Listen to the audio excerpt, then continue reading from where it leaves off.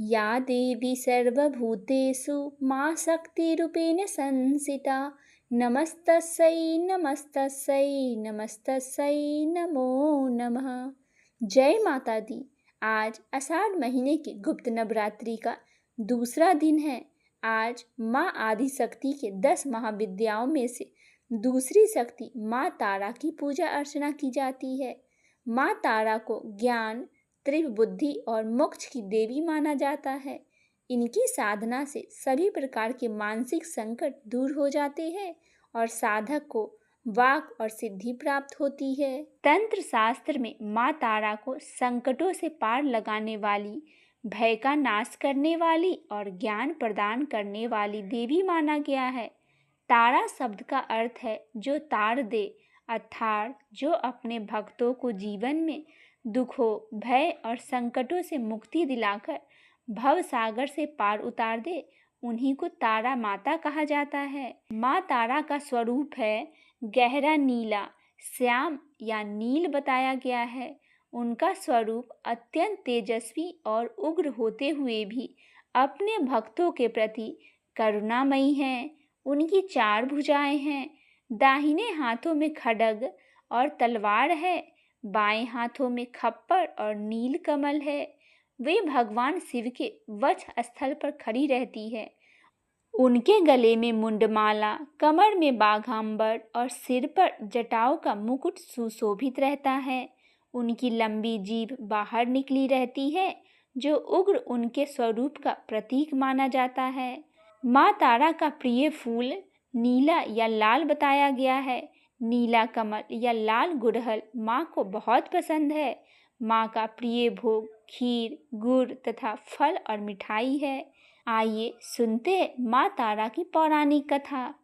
एक प्रसिद्ध कथा के अनुसार समुद्र मंथन के समय जब भगवान शिव ने हलाहल विष का पान किया, तब विष की तीव्रता से उनका शरीर जलने लगा और वे अचेत होने लगे। उस समय आदि शक्ति ने माँ तारा का रूप धारण किया। उन्होंने भगवान शिव को अपनी गोद में लिया और उन्हें माता की तरह स्तनपान कराया। माँ तारा को भगवान शिव की माँ की उपाधि भी मिली हुई है। अपनी दिव्य शक्ति से उन्होंने विष की अग्नि को शांत कर दिया। इस प्रकार भगवान शिव पुनः स्वस्थ हो गए। इस घटना के कारण माँ तारा को जगत जननी और रक्षक माता कहा जाता है।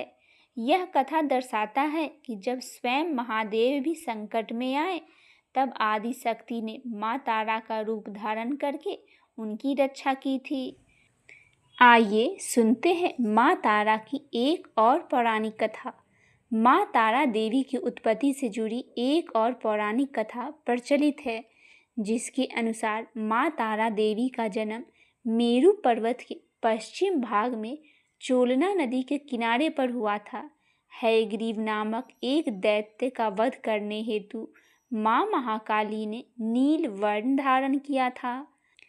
ऐसी मान्यता है कि भगवान शिव जी ने माँ पार्वती को बताया कि आदि काल में आपने भयंकर मुख वाले रावण का विनाश किया था।